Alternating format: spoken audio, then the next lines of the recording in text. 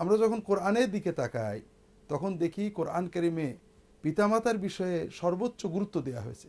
যেখানে আল্লাহ তাআলার ইবাদতের কথা বলা হয়েছে শিরিক মুক্ত, তার সাথেই আবার পিতামাতার খেদমতের কথা, পিতামাতার প্রতি ভালো আচরণের কথা বলা হয়েছে। কোরআনিক নির্দেশনাগুলো আমরা যদি পর্যালোচনা করি তাহলে আমরা দেখি কোরআন কারিমে পিতামাতা বিষয়ক যে নির্দেশ দেওয়া হয়েছে সেগুলোকে আমরা কয়েকটা পর্যায়ে ভাগ করতে পারি।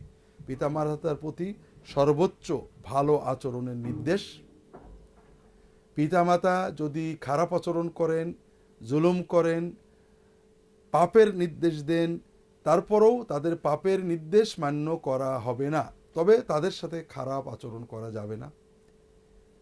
তৃতীয়ত, পিতামাতার জন্য ব্যয় করতে হবে, পিতামাতার জন্য সর্বোচ্চ ব্যয় করতে হবে। ব্যয়ের সকল খাতের ভিতরে প্রথম খাত হলো পিতামাতার জন্য ব্যয় করা। দিনের যত খাত আছে, কল্যাণের যত খাত আছে, সওয়াবের যত খাত আছে, সব খাতের অন্যতম হলো পিতামাতার জন্য ব্যয় করা। তৃতীয়, আমরা কোরআন কারিমে দেখি যে কোরআন কারিমে সকল নবী রাসূলকে পিতামাতার ভক্ত, পিতামাতার প্রতি দায়িত্বশীল হিসেবে চিত্রিত করা হয়েছে।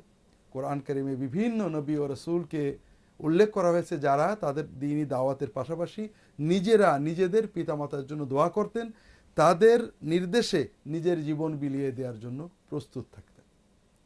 এ বিষয়ে কোরআন কারিমে অনেক নির্দেশ দেওয়া হয়েছে।